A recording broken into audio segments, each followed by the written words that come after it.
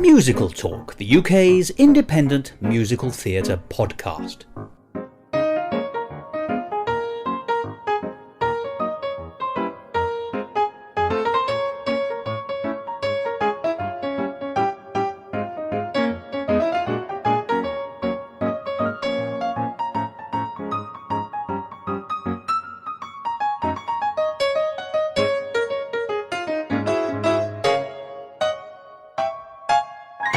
Hello and welcome to another edition of Musical Talk. I'm Thos Ribbits.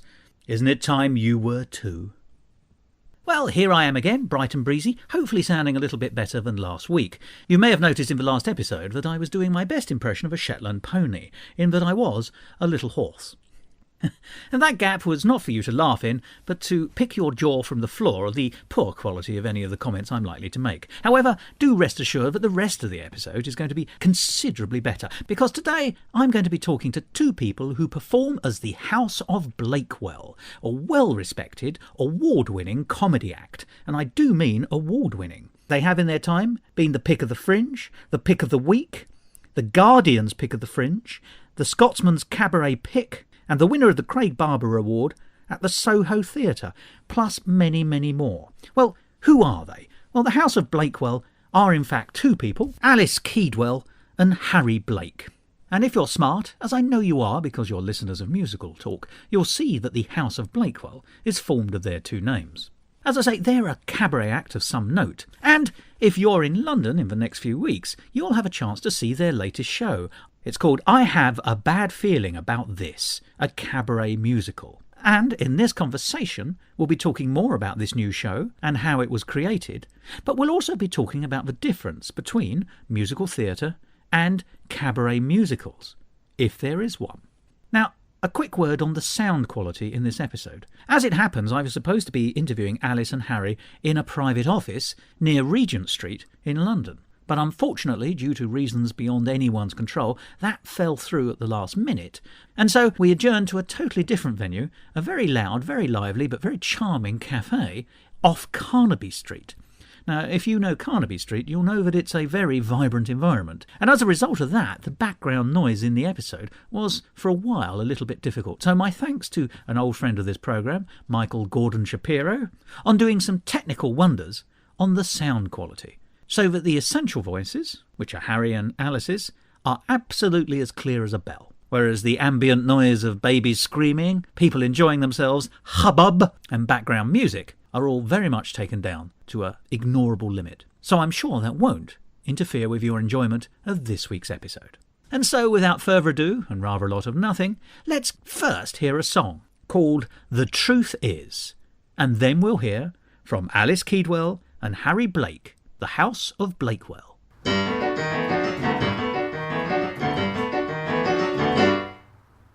Glass of wine, dear, gin and tonic.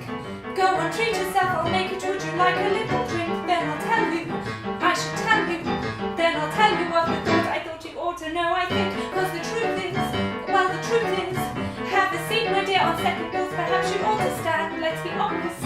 Cause the truth is, this isn't working out as smoothly or as easily as planned. I know that you want me to open up and share.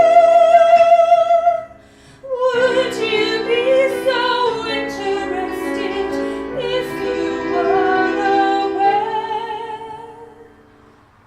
that I fantasize about you dying? It isn't that I want to do you in.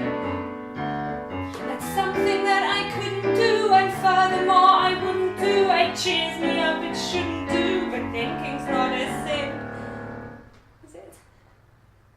I fantasize about you dying. I wallow in my grief, but not for long. I find that it rampages quickly through the 7 stages. It feels good, but also wrong. But we all do it, don't we all do it? I think you do it too, but it's something that you won't admit. It's not personal, no, it's not personal.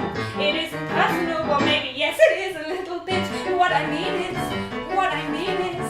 I should try to stop. I try, I do, I know it isn't right, but the problem, yes the problem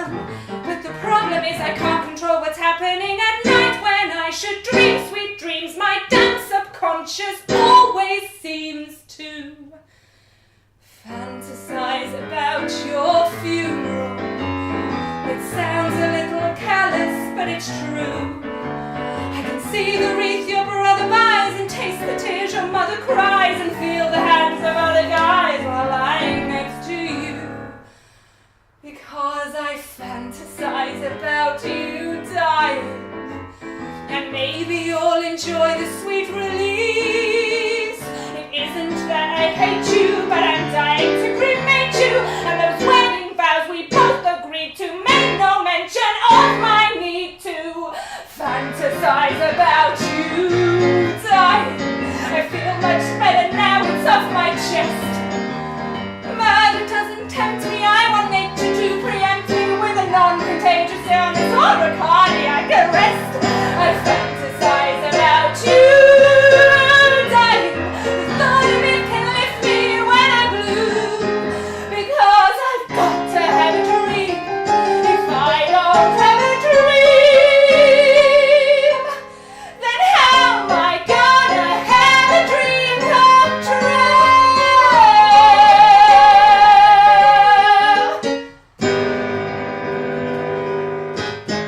I'm Harry Blake, I'm Alice Keedwell, and we are House of Blakewell. House of Blakewell, clever. And our show is called I Have a Bad Feeling About This, which is a comedy cabaret musical on at the Volk Festival. Right, let's go straight in with that, if I may. Yes. I have a bad feeling about this. And you've just described it as a comedy musical. I think, use a particular term. yeah, I think I said comedy cabaret musical. That's right. Now, Yeah. I want to ask you, how do you, the two of you, sort of define the difference between musical theatre and cabaret narrative? And presumably what you're doing falls somewhere in between the two. I mean, here are two stools, fall between them and tell me where you've landed and why. Yeah.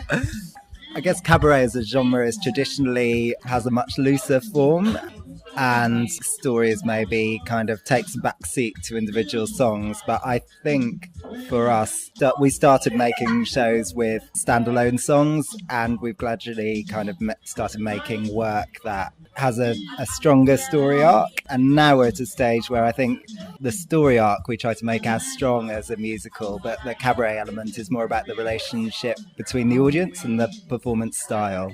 I think because a lot of cabaret is dependent on that live relationship with the audience in that moment. And yeah, that's something that has really interested us, in that the audience are kind of involved in the show in quite a fun, hopefully, way, and gentle way, but that immediacy is something that we've found over our work, I suppose, and developed a style that includes that.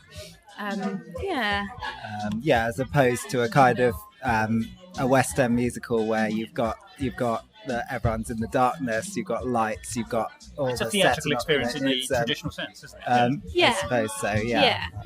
So this is, if you like, your unique selling point, which is that kind of hybridisation, horrible word, of adding cabaret intimacy, would that be the right way of putting it, into telling a story? But what is your, if you don't mind me asking, if musical theatre is a way of telling a narrative story, drama with song, what is the purpose of a cabaret musical? Is it still to tell the story, or is the scenery en route more important to get? I mean, there's no right or wrong answers to this. I'm always interested to find out how people see where they fit in the huge. I mean, musical theatre in its broadest sense is just ridiculously large. Yeah. It can be everything from plays with songs, or a play with one song, all the way through up to a Stephen Sondheim. Yeah.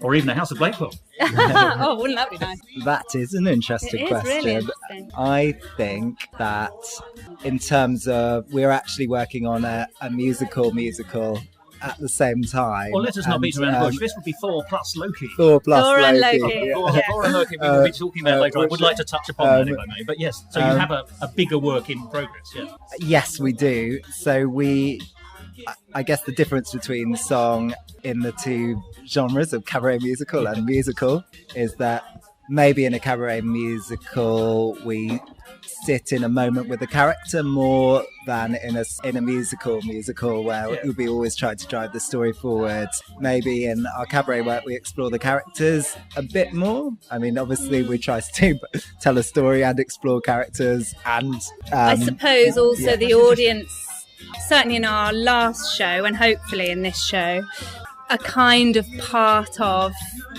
the telling of the story, and so there are some moments that change There has to be. depending on that. Change in quite a controlled way, I think we've come to learn.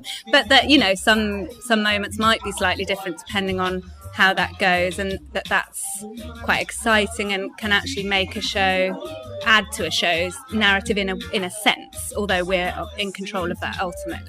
It seems to me you have two slightly odd, different, not necessarily contradictory dynamics going on here, because as you say, in the cabaret form that you're sort of using here, as you say, there's the opportunity to dwell a little bit further on character and just because, once again, if we take the analogy of musical theatre being theatre with music, which of course it is, and that's so pointless in saying it, but it's worth it for the shorthand. You've got the situation, it seems to me, that, as you know, you reduce and reduce, you know, you can take, when adapting a book or a already established piece to turn it into a musical, you have to chop so much out and then make the songs work really hard. Whereas it seems to me that your songs here are working really hard developing the character, but the counter dynamic to that is, as you say, is the intimacy that comes with the cabaret back and forth with the audience who are with you in each performance and change that performance just the very nature of being more voluble, I suppose. But actually, that those characters, I like the fact that you say you somehow managed to control them. So here's your tightrope, isn't it? That you're allowing your characters to expand because of reaction back from the audience, whilst at the same time keeping them with a constraint that allows your narrative to go forward. How are you doing that? I mean, it Tell me I'm sounds wrong, by the way. it sounds much cleverer than I feel like we do. What people can't see is that you're both wearing multiples. I mean, I mean, one thing to say is I don't know how kind of consciously we've developed that in it, because you made it sound very. I'm a very dry kind of a man. I mean, it reduce was everything down to the wonderful. doll. Yeah, no, not that. Just it sounds great. I think what we do in our work is that we, especially in a cabaret musical, part of the conceit of the show is that we are performing the cabaret, and so those cabaret personas and the nature of the honesty of the performance is always part of that. Yes. And so there is, to greater or lesser degree in all of those shows, there's an element of acknowledging that we're in a room with those people doing that, and that we're all part of, if we go somewhere else outside of the cabaret space, we're all going there together with the audience. Yeah. So is this where the word authentic comes from? Because I noticed one of the descriptive words in I Have a Bad Feeling About This is being an authentic musical. Oh, wow. That I think comes more from, so the story is based on real experiences. Oh, well, shall we move which on are to the mine. actual story? Because Sure. that will help illustrate the points we've been making, I think, with the actual show. Hopefully. So it's actually based on some true... It's my story, really.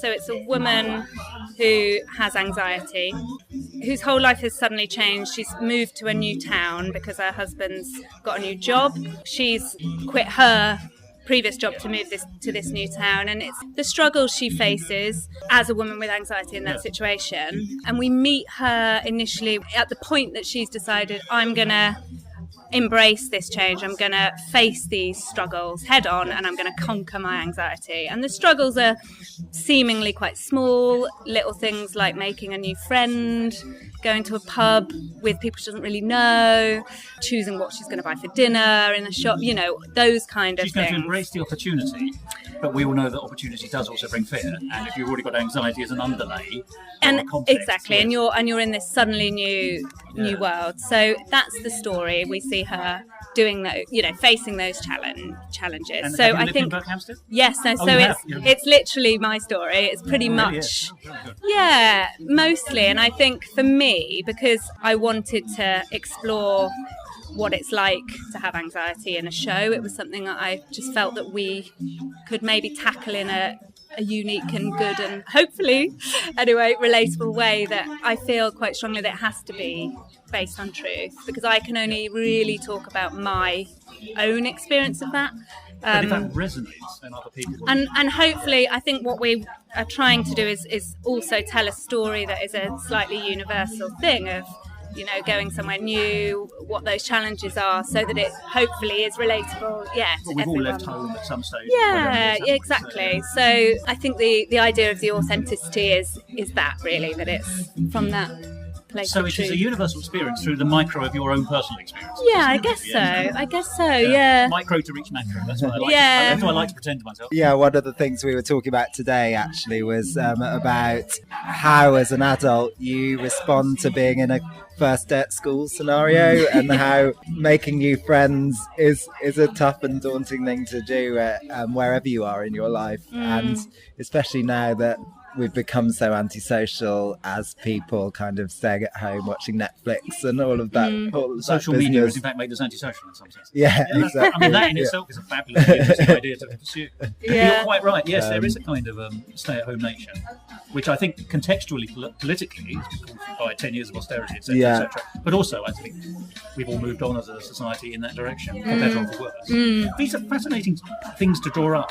How easy, stroke, difficult, there we are, there's your options, is it for you to avoid the sort of almost the polemic? You know, you can make big points but miss the point, if that makes sense. You know, you could, once again, it's that balance between real experience and can we illustrate something through an individual's point of view to actually turning that into what I've just done rather foolishly, which is actually seeing what the context might be in a wider societal sense. And then, you know, no one really wants to see a show where you're criticising society. But one has to be aware that there may be a satirical element in your own micro experience. I'm really pontificating like an idiot, but I mean, once again, you must tell me that this is something that you either consciously or subconsciously are trying to find a focus on. You explain, because I think I'm over-analysing. Or under-analysing, am I? I think that basing it in the truth of the micro experience, as you call it, we are trying through the songs to bring out certain colours, certain themes, and just lift them enough for them to feel universal and relatable, but also to make sure that they remain nuanced and specific and not preaching at the audience, kind of. Authentic feeling rather than preach. Absolutely. Second show, House Party, ended with a song of which the moral was be who you are within socially acceptable parameters, and so that's the kind of that's our level of moralising, I guess, that we try to. And I think for me, part of it is to just have an honest show about and show honestly what anxiety can be like too. That's another thing for me.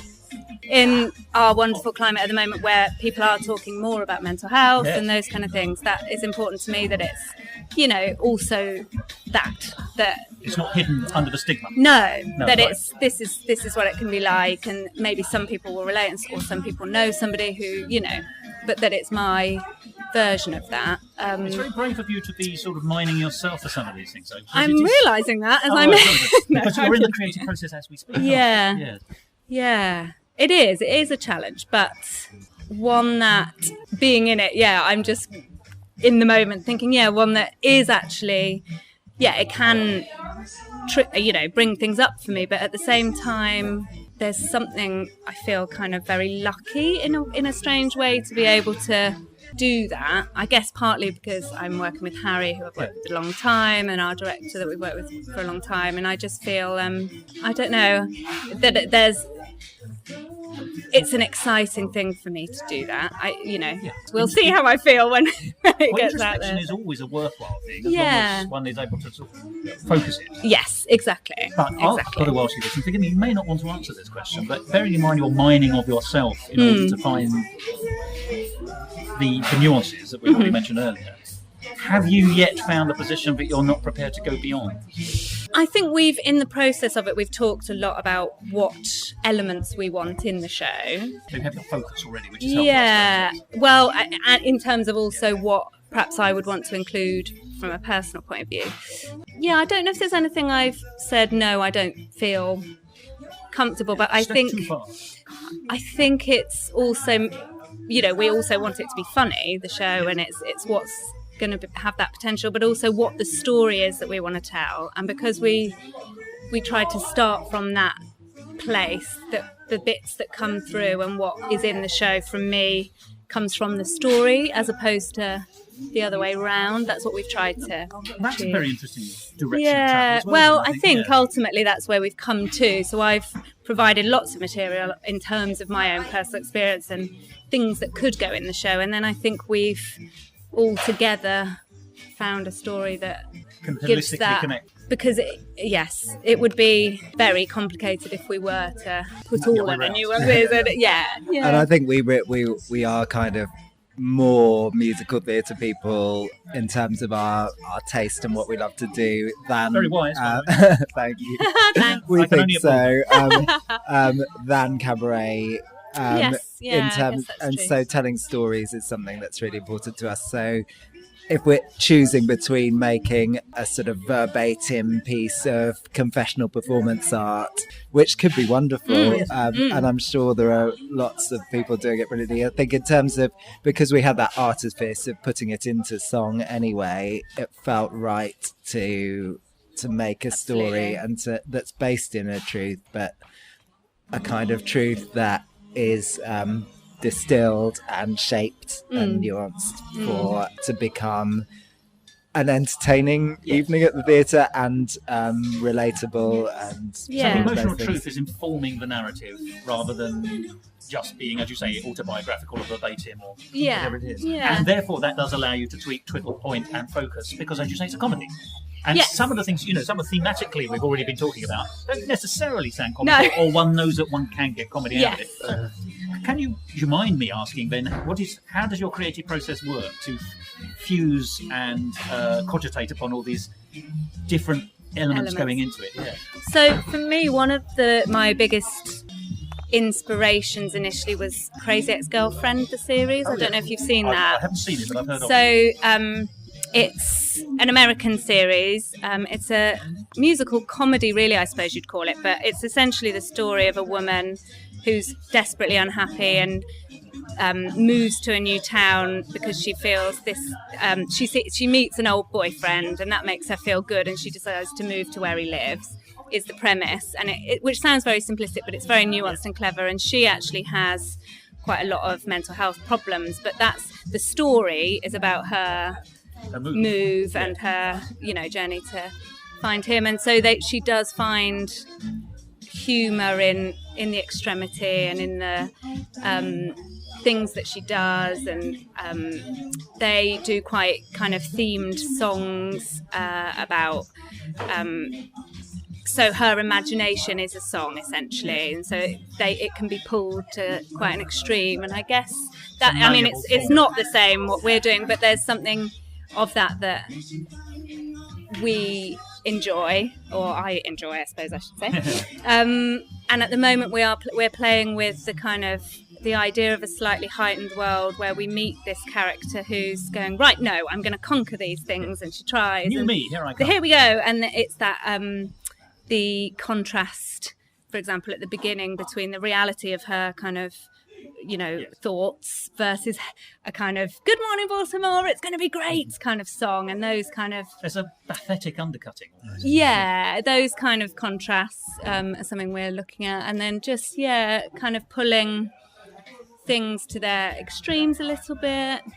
But just to answer another element of your yes, sorry, question, that's probably not our basic Oh, I'm happy with everything. But yes, our basic process is that we start with a few days where we talk around the subject. We all share stuff in a very free way, and we think about moments in the show. And in this case, Alice brought the majority of that in, and we sort of responded to what we find interesting and exciting about that, and that's been led by Alice and then our director Valentina, and then we go away, we come back together, and we start working on piecing together a story, while also quite organic, isn't it? Yeah. just starting to think how we might tell elements of it as well, because and how they might be funny when the balance of kind of humour to truthful humour to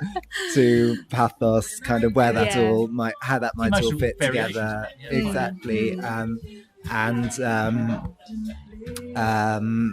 yeah. and then we start working on the story, and then start putting together brainstorms for songs.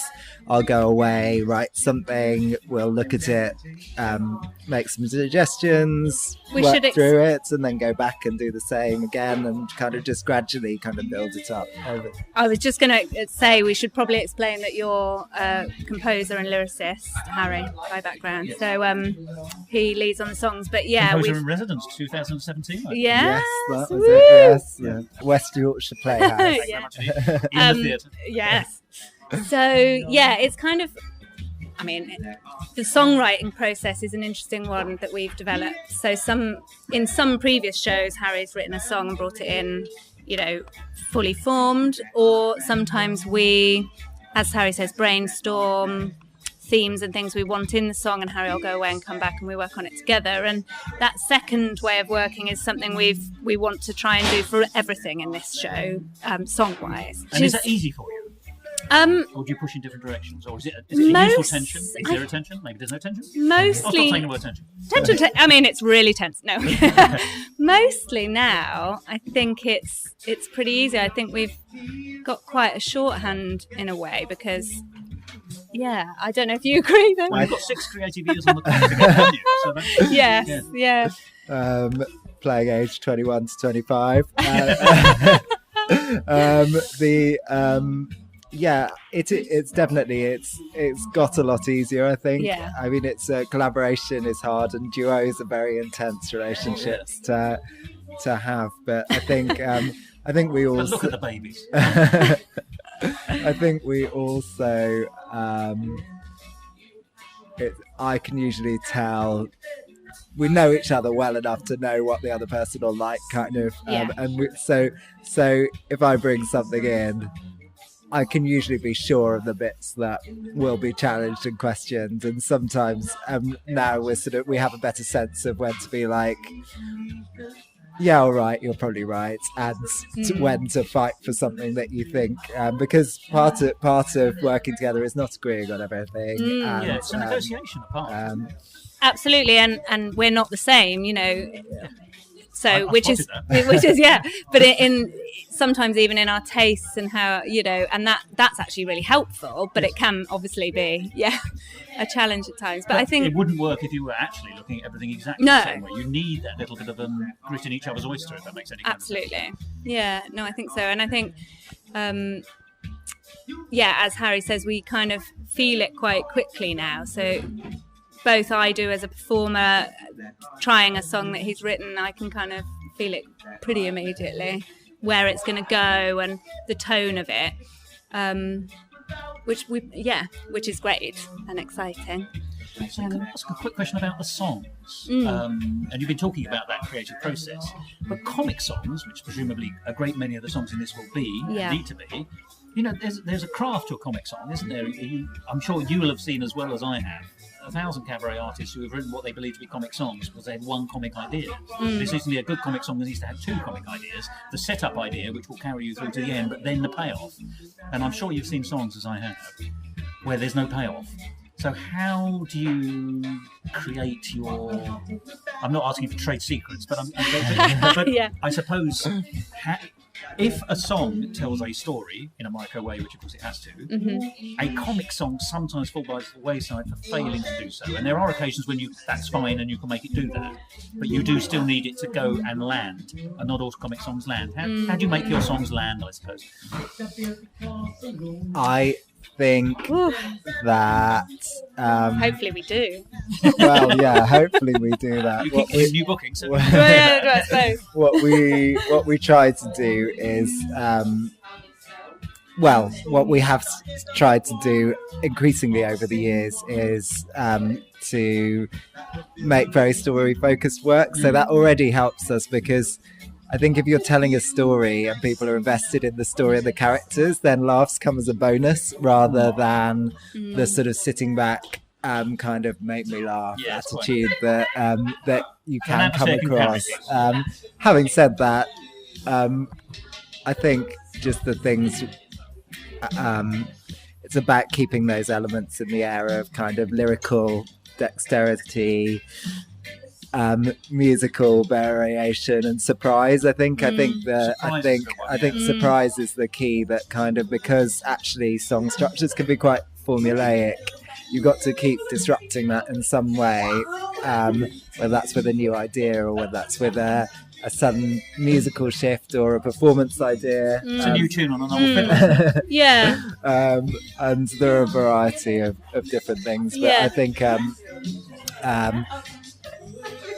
we carry on, because I guess in cabaret, well, obviously in all of those places, but I think in comedy cabaret you get a more immediate feedback, because I think quite often in the theatre, if people register that something's a joke, they will laugh at it regardless of whether they found it particularly funny, whereas sometimes you kind of have to work a bit harder, and so we do kind of we do a lot of kind of previews and scratching and things until we consider the show finished. Live workshopping, So yeah, we do try to listen to that, because we're both quite insecure people as well. So show business, never. Really? I've got to ask you then, Alice, because Yes. I know that you've just played a little night music with Dilly Keane. Yes. And of course, she is in many ways one of the queens of British cabaret. I mean, wonderful. Did you chat cabaret with her? Oh yes.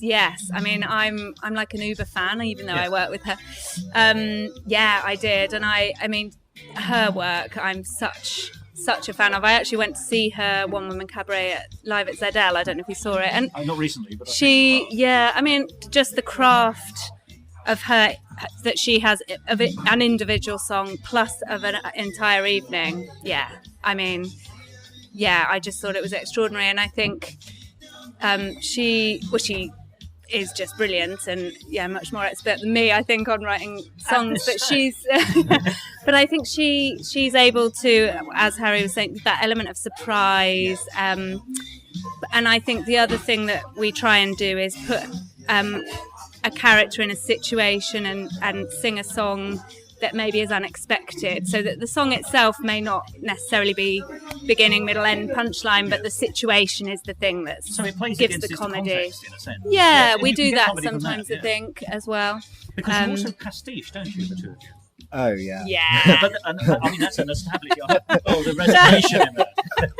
But that's a well-known path to leading people down a garden path. Yeah. Right. You said using the word path twice very clumsily. I mean, so who are your musical influences both, and who do you like to pastiche best? Ooh. I can tell. I'm going to tell you now, Harry. I know there must be at least a touch of Sondheim in you, because there's a song called "The Truth Is," Oh yeah. which I just listened to that and I thought, well, that's Sondheim in right up until the end when Rodgers and Hammerstein give you a kick in the pants. That's an early work. It's the first song that we ever did together. I mean, it's actually. lovely. It's nice to bring it up, because it's kind of where it all almost started. the genesis of House of Lakewell, that song. That is very. Yeah, that is very. The influence is Sondheim, kind of.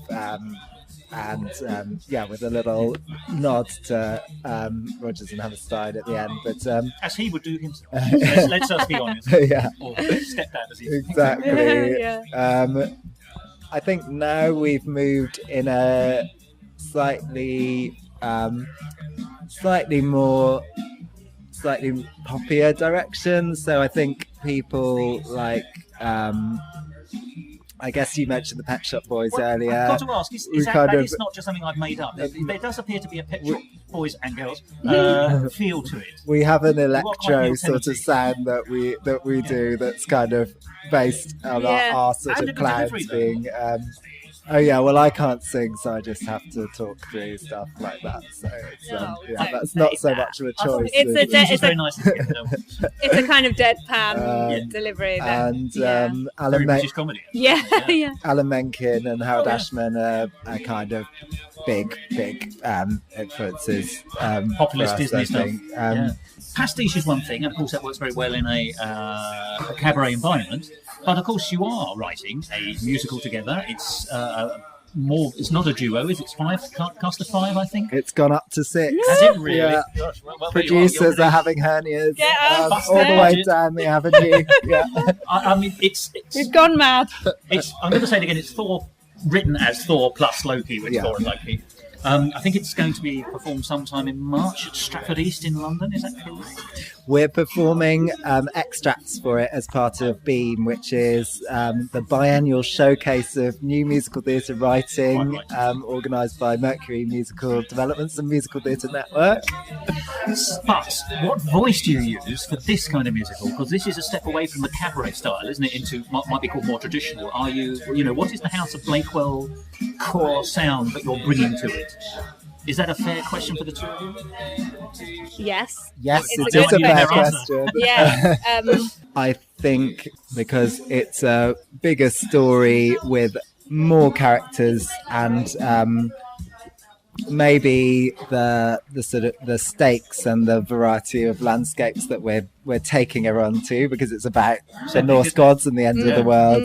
It's not Ragnarok science. Hey. I was very pleased with that. That's very good. Very good. We're drawing on slightly different styles. That there's a kind of more of a rocky action movie kind of element to it, but we do have some of our favourite disco numbers and Disney ballads thrown in as well, because if there's not a Disney ballad and a disco number, kind of Then what's the point? Yeah. So why are we is- doing it? So tongue firmly in cheek then, I'm guessing. So briefly explain Thor and Loki. So it's based on the Norse mythological characters of Thor and Loki, and I was thinking about it when we were up in Edinburgh in 2015 as a musical, and then I was thinking about it as a musical for us, and I initially thought Alice would be Thor because she is the stronger, more impulsive one of us. I mean, you can't see me, but I'm very, very strong. I can only hear the rippling. And then I thought, what if I was Thor? And then I sort of asked myself the philosophical question, what if I was Thor? And that became the starting point for the piece. So it's a question of, if we inherit it, how do we use the power and privilege we inherit? So it's a kind of coming of age story about learning to see the world anew and bringing the end of the world as a way towards a new beginning, and sort of rebelling against what our forefathers have done and told us is right and good and true. Now, this is interesting because, can I ask thematically, and it's, once again, a question to you two of you, I'm hearing sort of thematic things being repeated. What you've just said there, end of the world in order to usher in a new world, is not a million miles away from leaving an environment and status quo you've got used to start a new status quo. There's also the underlying issues about anxiety and happiness in some of your work. So, as in, I have a bad feeling about this, is about trying to find happiness through rebirth. And your last show in Edinburgh, 2015, I think, is, We Can Make You Happy. There are some sort of tropes developing. Is this deliberate? Or, are these the things that worry you at night? Or? I think there's an element of sentimental wanting to make the world a better place about what we do. That's bad. I love the Muppets, and I love that.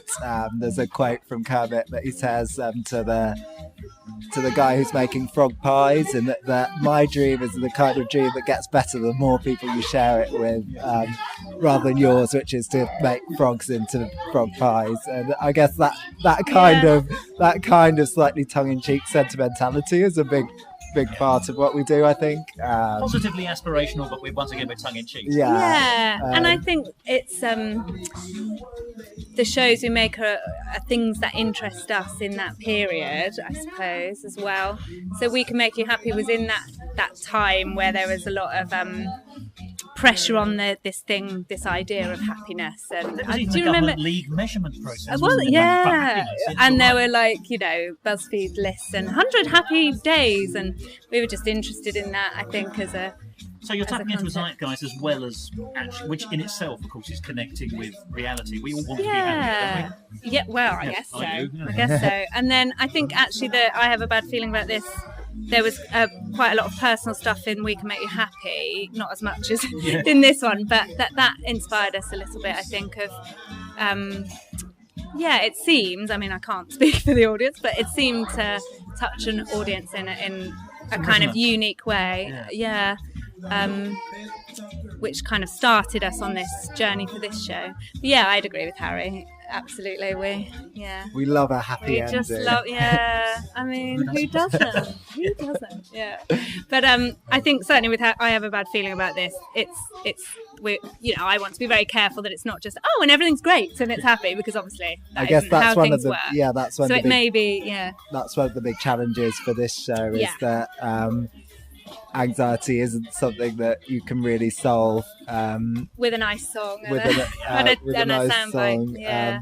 And I think for me it's kind of important that I am still a woman who has anxiety. It's not, but I manage it in my way, but that we don't end end the show with a conclusion that isn't. You don't want it too downbeat. Yeah, but it's got to be either downbeat or too kind of, well, here's the soundbite and everyone will be fine, because that isn't. So actually, this one, I suppose, the ending is in progress, guys. Yes. It's almost like people have to go and see it to find out. It's almost like you'll have to come and see it. Yeah. I mean, what are your hopes for the show? Is it to?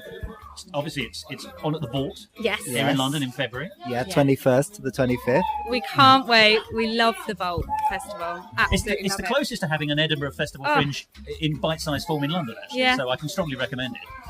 But then what? Shall you be Edinburghing this year? It feels like you ought to be. We are considering all things. This is going to be the premiere of the show, so we're going to probably carry on working on it. Yes. We'll be making changes, making edits, and we'll be inviting lots of people along to see it, to see who responds to it, kind of whose imagination it captures, and how. We would love to take it to Edinburgh. We'll be going to Camden People's Theatre later in the year, and we're applying to other festivals and. But there's a hope studio for it to have theatres. legs. I mean, that's the point. This isn't, it's not going to finish at the Vault. No, absolutely. Unless the roof comes down. Unless, who knows? Don't put that idea in my head. No, I'm kidding. No, definitely. I mean, ultimately, it'd be wonderful if we could tour it, and that would be great. But we do love Vault Festival. This is our fourth time back, I think, Fourth time. and it's just wonderful. Yeah. It's a very pleasant alternative to a miserable February evening, weekend, whatever. February's not fun times, is it? No, exactly. But it can be. It can be. I mean, there's Vault, Underground, so many amazing things on there as well, and the guys that run it are just amazing. Yeah. I've seen some jolly stuff there myself. Yeah. It's a very artist-friendly environment. Yeah. So, here's a question then. Obviously, we're at the beginning of this process for I Have a Bad Feeling About This. We've spoken a little bit what it could do, the part it could take. But, this almost feels premature, but when the dust does finally settle on it and the next show comes along, are you at this stage able to identify anything that you'll be taking away from this show into your future careers, your future lives, or just a memory? I always like to know what people think's resonating with the creatives themselves. Anything particularly you've discovered about yourself in the writing of it? Well, quite a lot in that. Well, yes, let's go for in that. a way. Well, let's unpack the particular hamper. I mean, I think with this one particularly for me, I think it's really hard to say what might stay with me and what I might get from it and how it is received until we've put it in front of an audience, actually. But certainly it's all the introspection and the things that go in it have certainly raised lots of things. I mean, I have therapy myself anyway, which I think has been quite important while I'm creating it. But I'm not sure if there's, at the moment, because we're so in it, I think it'll probably be once we've done the run and kind of reflected. I think, but I don't know. I guess one of the things we're trying to do with this show that maybe we've touched upon in other things but haven't is to take quite a complicated and difficult maybe underexposed subject condition and to share it with people in in a fun and new and accessible way, and see how people respond to that, really. Yeah. And kind of and hopefully we always try to create a kind of moment of togetherness with the audience where we're all sort of in the room together, so yes, we did it, kind of. Yeah. And hopefully we'll find that in this show. So you're hoping to open people's eyes and open people's hearts by opening their ears. Ooh, yes. Yeah. Can we have that? Oh, yes, I do, yeah. That's yours. Take it away. Yay! I have birthed. So how can people find out more about the two of you individually and the two of you as the House of Blakewell? You can visit our website, www.houseofblakewell.com. You can find out about me on www.harryblake.net. Our Twitter handle is @BlakewellHouse. Mine is @HarryBlakeMusic. I do not have a website, actually, unfortunately, but my Twitter is @Alice_Keedwell, so you can find me there. Yeah. Perfect. Well, Harry, Alice, thank you so much for talking to me. I wish you great success with this show. I'm coming to see it, by the way, so I'll let you know after. Fantastic! But it's been it's been a privilege to hear about the creative process, and also, I don't think it can be underestimated what you're giving out from within yourselves. And so on behalf of humanity, thank you both. Thank you very much. Thank you so much.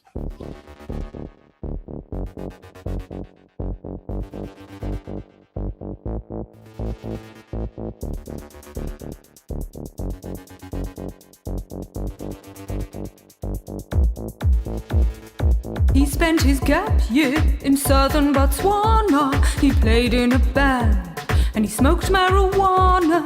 He danced on the sand at the full moon in Thailand. He had lots of friends, no man is an island.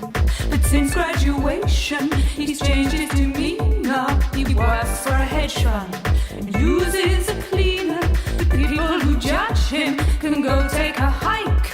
He's Superman when he gets onto his bike. He's a middle-aged man wearing lycra. It makes him faster, even though he's stuck behind a Nissan Micra on the way to work through Bow. He's a middle-aged man wearing lycra. Lycra. Lycra. Lycra. Lycra. Lycra.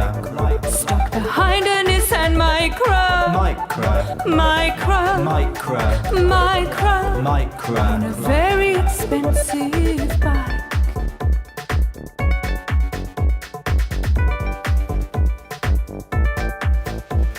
A box full of records, an old tambourine, a cancelled subscription to Vice magazine. Now it's John Lewis kettles, John Lewis sofas, John Lewis V-necks and suede penny loafers. He sees some young people, a small group of friends, ridiculous haircuts, ridiculous trends. He thinks They're probably students of graphic design.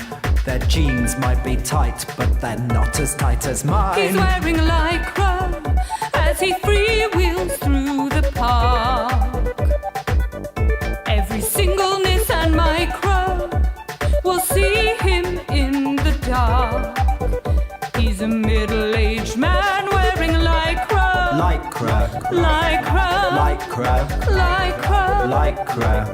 Stuck behind a Nissan Micra. Micra. Micra. Micra. Micra. Micra. Very expensive. He's a middle-aged man wearing lycra. A middle-aged man wearing lycra. He's a middle-aged man, middle-aged man, middle-aged man wearing lycra. He's a middle-aged man wearing lycra. A middle-aged man wearing lycra. A middle-aged man, middle-aged man, middle-aged man wearing lycra. There we are. Another song from Harry Blake and Alice Keedwell, the House of Blakewell, and that was called Man in Lycra. And I hope that having heard them in conversation, you'll want to see I Have a Bad Feeling About This, a cabaret musical. Well, if you can reach London, then you can. They're on as part of the Vault Festival between the 21st and the 25th of February. The general Vault Festival website is www.vaultfestival.com, and it's all based around the Waterloo area of London. And the Vault Festival is advertised as London's biggest arts festival. I went last year and had a wonderful time. and I'm looking forward to going again this year to see I have a bad feeling about this. So, if you get a chance, do go along, and perhaps I'll see you there. If not, I shall see you again, or at least you'll be able to hear me again. It's a different kind of relationship, really, isn't it? On next week's episode of Musical Talk, when I'll be talking to one of my favourite people, Lawrence Owen, about his latest show. But until then, it's time for me to say goodbye. Which, as you know, is usually such sweet sorrow. But when you've been listening to me for the better part of an hour, it's usually, I understand, good riddance. Anyway, here I go. Goodbye.